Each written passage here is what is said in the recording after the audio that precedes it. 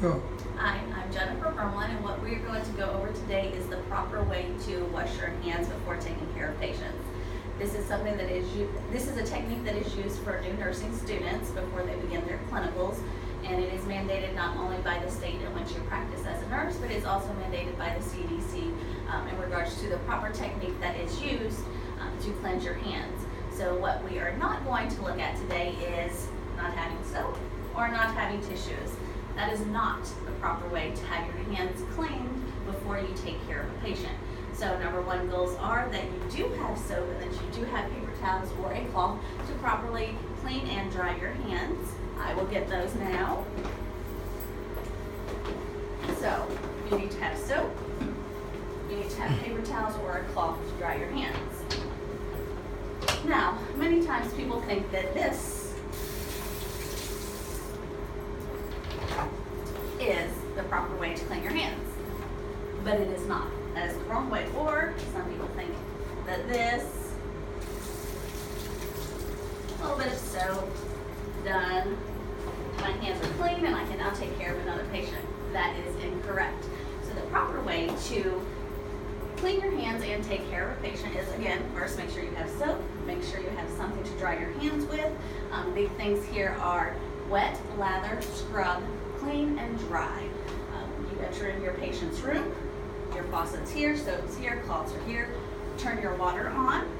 You want to make sure that your water is not too hot. So you can use warm water or you can use cold water. The biggest thing is if your water is too hot, it can scald the top of your skin and expose you to illnesses or microorganisms that are out there. So you want to use lukewarm water or cold water.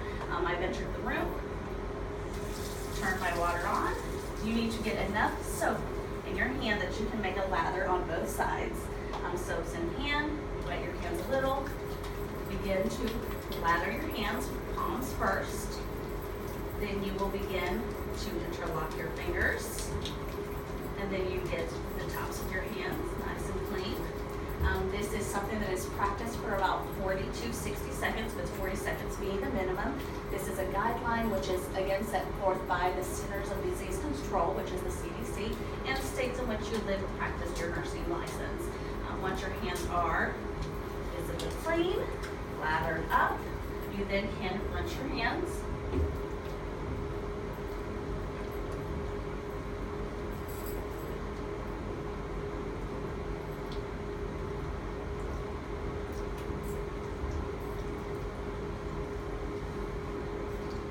Once you have all the soap off of your hands, the next thing you do is make sure you do not touch the faucet, because if you touch the faucet, once your hands are out from underneath the water, your hands are now soiled. They are not considered clean anymore.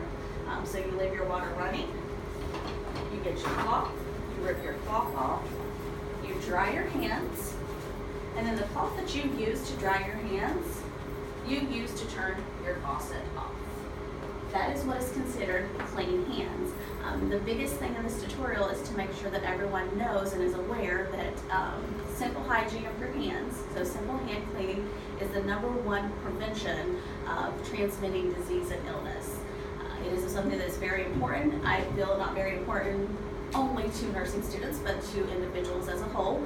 This can be used for small children to teach them to wash their hands properly, to make sure that they're not transmitting any illnesses or diseases, especially flu season, common cold season.